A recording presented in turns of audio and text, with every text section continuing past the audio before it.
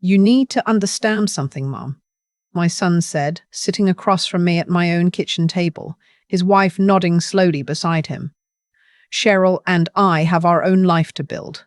Our priorities come first. You can't keep expecting to be part of every decision we make. I looked at him. At this man I had raised, fed, driven to hockey practice for 12 winters, sat beside in the hospital when he broke his collarbone at 14. I looked at him and I waited for him to take it back. He didn't. Cheryl set her hands flat on the table like she was closing a meeting. We love you, she said, in that tone people use when they mean the opposite, but you need to find your own life. Stop leaning on us so much. I smiled. I don't know why I smiled. Maybe it was something I'd learned from my own mother, that when someone shows you exactly who they are, you don't cry, you file it away. Good to know, I said. They drove home that evening, thinking they'd handled something. I sat alone in the kitchen my husband Gerald had built with his own hands. The one with the crooked cabinet door he never got around to fixing before the cancer took him. And I let it land. Then I started making plans. I should back up, because none of this makes sense without the years before it. Gerald died 4 years ago. Pancreatic cancer, the kind that doesn't give you time to prepare. We had 6 weeks from diagnosis to funeral. 6 weeks to say everything we hadn't said in 38 years of marriage, to hold hands in a hospital room in Sudbury while the snow came down, outside and the nurses moved quietly in the hall. After he was gone, I was 63 years old, living in a 4-bedroom house on 2 acres outside of Barrie, Ontario, with a dog named Biscuit who was also getting old, and a calendar that had nothing in it. My son, his name is Scott, called me every Sunday at first, then every other Sunday. Then, when he remembered, he and Cheryl had moved to the east end of Toronto 3 years before Gerald died, which is only 90 minutes away but felt, in those first months, like another country. I want to be fair about Cheryl. In the beginning, she wasn't unkind. She was just distant in the way some people are distant, politely, efficiently, like she was handling a file. She remembered my birthday. She sent flowers when Gerald passed. She just never quite looked at me directly, if you know what I mean. Like I was something in her peripheral vision she'd learned to navigate around. Scott adored her. I understood that. She's smart, she's organized, she makes good money in financial planning, and she makes my son feel capable in a way I'm not sure he always did growing up. I was never going to compete with that, and I didn't want to. What I wanted was simple. Sunday dinners sometimes. To watch my grandchildren. They have 2, a boy named Owen and a girl named Lily. 4 and 6 when this story starts. Grow up knowing my face. To be someone's family. That's all. But somewhere in the 2nd year after Gerald died, the Sunday calls got shorter. The Christmas invitation came with conditions attached.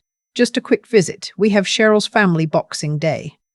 The time I drove down unannounced because I baked shortbread and wanted to drop it off, Cheryl met me at the door with her coat on and said they were heading out. I stood on the front step in the January cold holding a tin of cookies while my grandson looked at me from the hallway like he wasn't sure if he was allowed to wave. I drove home and told Biscuit about it. Biscuit was a better listener than most people.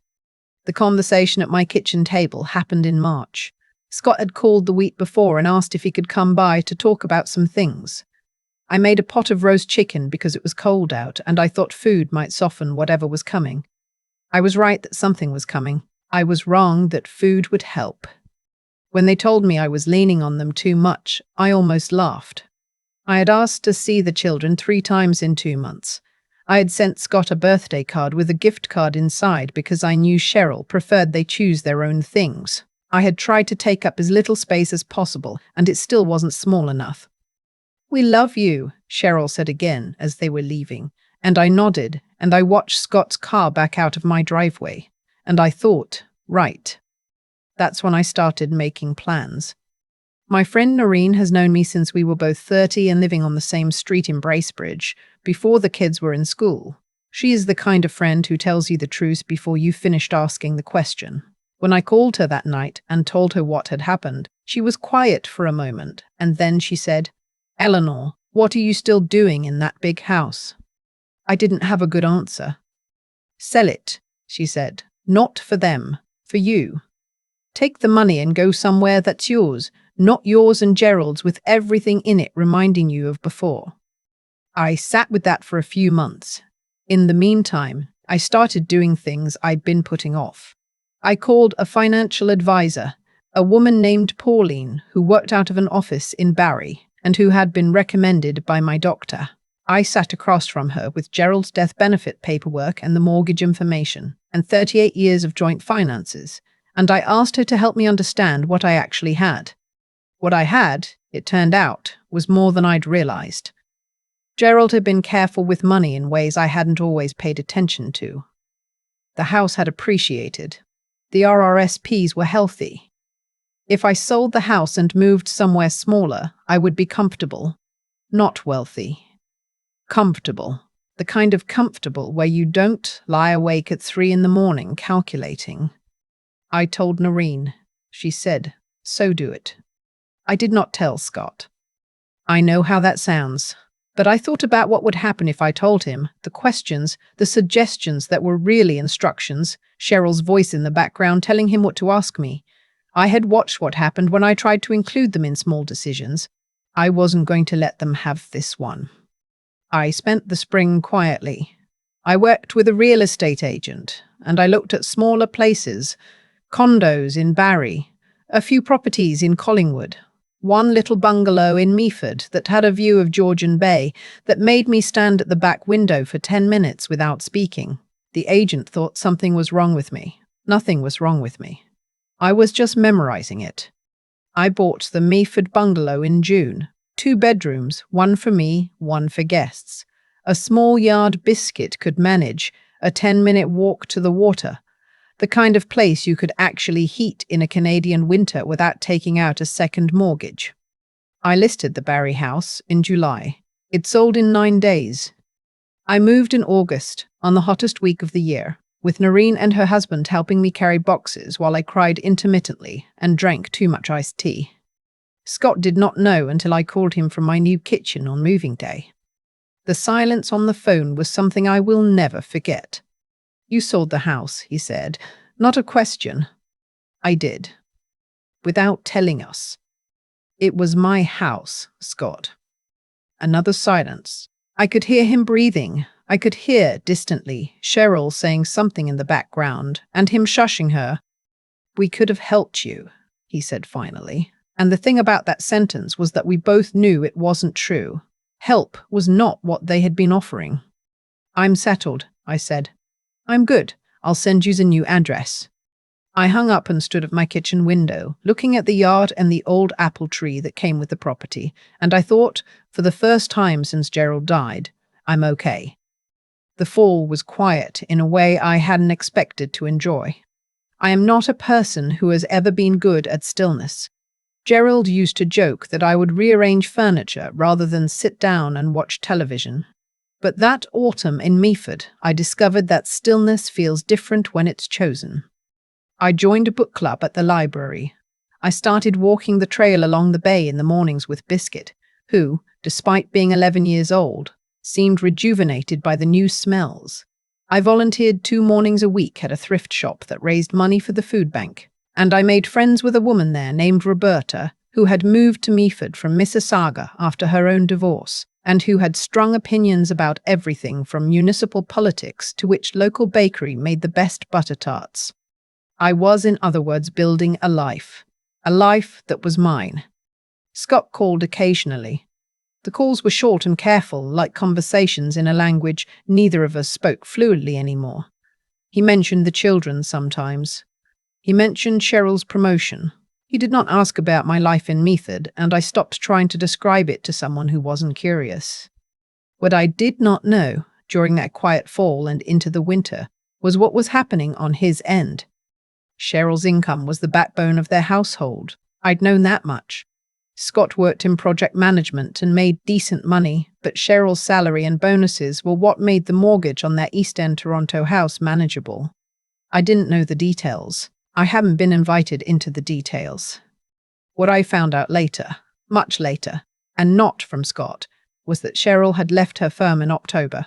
I don't know all the reasons. Office politics, from what I could piece together, and a dispute over how accounts were being handled that ended badly for her. She had been job hunting since November. I didn't know any of this. To me, the winter just passed. I learned which neighbours left their walks unshoveled. I found a doctor taking new patients in Owen Sound. I had Noreen up for a weekend in February, and we walked along the frozen bay and drank wine by the fireplace. And she looked around my little house and said, "Gerald would have liked this place." He would have. That's the thing about grief that people don't tell you. It doesn't end, but it changes. It goes from being a wall you walk into constantly to being a room you visit on purpose. I could think about Gerald in that house without it breaking me. I could set his photo on the mantel and tell him things when the rooms were quiet. In February, I finally got to see Owen and Lily. Scott texted, which was how most of our communication happened by then, to ask if I would come to Toronto for the long weekend. I was surprised enough by the invitation that I almost read it twice to make sure I understood. I said yes. I drove down on the Friday, and I held my grandson and my granddaughter, and we built a fort out of couch cushions, and I read to them until they fell asleep, and it was one of the best nights I'd had in years. Cheryl was quieter than usual. I noticed, but I didn't comment. Scott seemed tired. I assumed work. I drove home Sunday evening feeling something close to hope. The phone call came in April. It was Scott, and he started the conversation the way people start conversations they've been rehearsing. A little too smoothly, a little too composed. "Mum, we're in a situation. I was in my garden trying to figure out what the previous owners had planted along the back fence. I straightened up and waited. Cheryl had found a new position," he explained, "but it wasn't starting until June. There was a gap. There were," he paused, "some bills that had gotten away from them over the winter. The mortgage was current," he said, like I'd asked, which I hadn't. But there were other things. A line of credit that had reached its limit, a property tax installment that was due. He needed to borrow money. I stood in my backyard in the April mud, and I waited to feel something.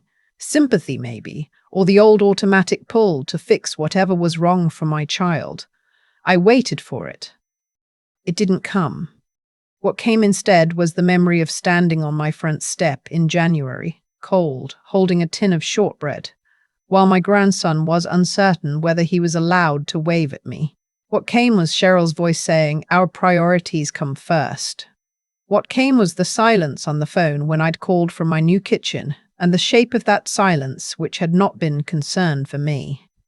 "How much?" I asked. He told me. It was not a small number. It was the kind of number that implied they had been managing a decline for longer than one winter. "And if I can't?" I said.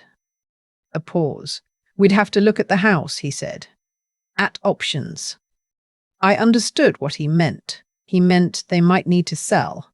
He meant the life they had built, the life that came first, always first, was at risk, and I was the available solution. "I need a few days," I said. Mom. "A few days, Scott." I hung up and stood in the mud, and the apple tree had just started to bud, and I thought about Gerald, who had worked 35 years at the same company and never once asked anyone for anything he hadn't earned. I thought about my own mother, who had raised 3 kids on a teacher's salary after my father left, and who used to say, "You make your bed, Eleanor." I called Pauline, my financial advisor, not to ask permission. I already knew what I was going to do, but because I am not someone who makes large decisions without understanding the numbers. She walked me through it calmly. The money was mine. I could give it. I could lend it. I could choose not to. "If you give it," she said, carefully, "make sure it's given, not lent with an expectation, because expecting to see it again will cost you more than the money." I thought about that for 2 days. Then I called Scott back. "I'm not going to be able to help with this," I said. The silence this time was different from the one in August. August had been surprised. This one was disbelieving. Mum, we're talking about our home. I know. You have the money. I do. Then why? He stopped, restarted. Is this about what Cheryl said, that time at your house? Because that was. This isn't about one conversation, Scott. Then what is it about? I thought about how to answer that. I thought about all the right words, about boundaries and reciprocity and what it means to be in a family. And then I decided that the right words were the simple ones. You told me your priorities come first, I said. I believed you. I arranged my life accordingly. I built something for myself, something stable, and I don't feel that I should put it at risk for a situation I wasn't consulted about or included in. He was quiet. If you'd talked to me in November, I said, or December, or January, when there was still time to make different choices, maybe this would be a different conversation. But you didn't include me then. I'm not going to be included now only because you need something. I heard him exhale, a long, slow exhale, the kind he used to do as a teenager when he was trying not to cry. So that's it, he said. That's not it, I said. I love you. I love Owen and Lily more than I can say. I want to be in your lives. But I'm not a resource, Scott. I'm your mother. There's a difference. They did not sell the house. I found this out from Scott 6 weeks later, when he called, not to argue, just to talk, which felt like something shifting very slowly in a direction I hadn't dared hope for. Cheryl's position started early, in May instead of June. They renegotiated their line of credit, they sold a car, and managed. I don't know what conversations happened in the house after my refusal. I don't know what Cheryl said or didn't say, what Scott understood or was still working through. I know that when he called in May, his voice was different, quieter, a little careful, the way people talk when they've been thinking. He asked about Meaford. He asked about Biscuit. He asked for the first time about the book club. I told him. I told him about Roberta and her opinions about butter tarts. I told him about the morning walks along the bay and what Georgian Bay looks like when it comes back to life in spring. The grey-green water and the limestone cliffs, and the light coming off it at 7 in the morning when Biscuit is already running ahead on the trail. I told him all of it because he was asking, and because asking is how it starts. In June, they brought the children up for a long weekend. Owen ran straight past me into the yard to look for frogs. Lily stood in the doorway of my spare room, the guest room, 2 pillows on the bed, a quilt Noreen had helped me find at an auction, and looked around with the serious expression children get when they're deciding something, and then she looked at me and said, "Grandma, can I sleep here?" "That's what it's for," I said. She nodded, satisfied, and went to put her backpack on the bed. And I stood in the hallway and let myself feel it. The house full of noise, the dog following the kids from room to room, the smell of the dinner I'd started, the sound of Scott in the kitchen asking where I kept the wine glasses. I found him there, opening cupboards, and I pointed to the right one, and he took 2 glasses down and poured for both of us, and he said without looking at me, "The place looks good, Mom." "It does," I said. He handed me a glass, and for a moment we just stood there in my kitchen in Meaford, the windows open to the June evening, the kids' voices carrying in from the yard. And it wasn't everything that had been lost put back. That's not how it works. That's not how anything works. But it was something. Something real and mine and carefully chosen. I had made my bed, and for the first time in a long time, I was glad to be in it. There's a moment, somewhere in the middle of all of it, when I realized that what Scott and Cheryl had said to me at that kitchen table wasn't cruelty. It was information. And the difference between those 2 things is everything. For a long time, I had been waiting for my family to treat me the way I believed I deserved to be treated. I had been patient and flexible, and I had made myself small in ways I didn't fully register until I was standing on my own front step in January cold, holding shortbread, wondering if my grandson was allowed to wave at me. That's the thing about slowly losing your place in someone's life. It doesn't announce itself. It just quietly takes up less and less room until one day you notice the space you used to occupy is gone. When I finally moved to Meaford, people assumed I was running away from something. I wasn't. I was running toward something, toward the person I still had the chance to be. That took a kind of honesty I hadn't practiced in years. It meant admitting that I had let myself become dependent on being needed, and that dependence had cost me more than I'd understood. Knowing the difference between love that sustains you and love that diminishes you, that's not something anyone teaches you when you're young. You figure it out, usually the hard way, usually late. Pauline, my financial advisor, said something I've thought about many times since. Make sure it's given, not lent with an expectation. She was talking about money, but she was also talking about everything else, about time and attention, and the years I had already spent waiting for a relationship that was always going to be on other people's terms. At some point, understanding your own situation clearly enough to act on it is not coldness, it's wisdom. And wisdom, I've found, tends to come right after the moment you most wish it had arrived sooner. When Scott called in April and asked for money, I sat in the mud in my garden and waited for the old reflex, the one that says fix it, smooth it over, be useful enough that they'll keep you close. It didn't come. What came instead was clarity, not anger, not satisfaction, just a clear, quiet understanding of what was fair and what wasn't, and what I was and wasn't willing to do.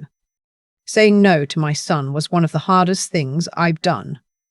Harder, in some ways, than selling Gerald's house. Because it required me to hold my ground, not against someone I didn't love, but against someone I loved completely and was still choosing not to rescue. That kind of steadiness doesn't come from stubbornness.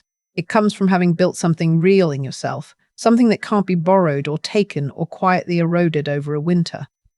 Lily asking if she could sleep in the spare room. Scott handing me a glass of wine without being asked. Those small things cost nothing and meant everything. I didn't get them by making myself indispensable. I got them by becoming someone with a life worth visiting. I made my bed, and I am glad every morning to be in it.